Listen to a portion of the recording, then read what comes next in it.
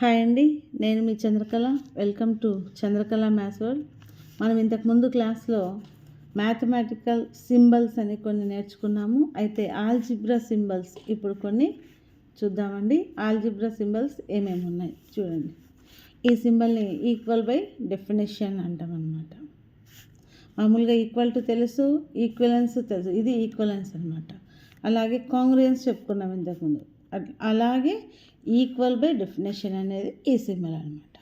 Proportional to, ceiling brackets చూడండి. F of X అంటే function of X, F circle G దీన్ని function composition అంటాం అన్నమాట.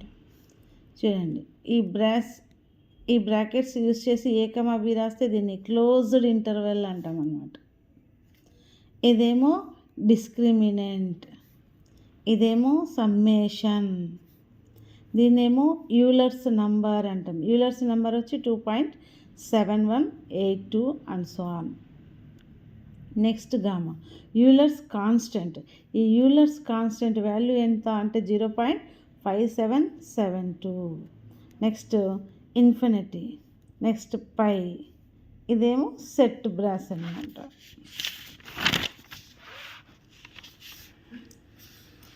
ఇదేమో ఫర్ ఆల్, ఇదేమో ఏ పవర్ బి, దీన్ని పవర్ అంటాం అన్నమాట, ఏ పవర్ బి.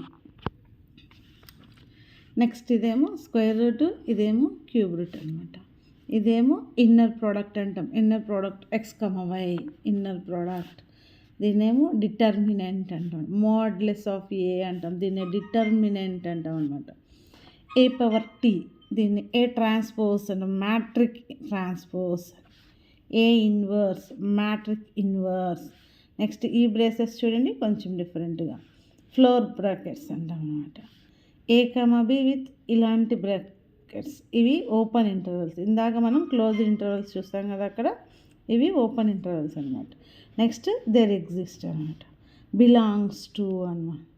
ఇవన్నీ కూడా మ్యాథమెటిక్లో ఆల్జిబ్రా అనే దానికి సంబంధించిన సింబల్స్ అన్నమాట. చూడండి,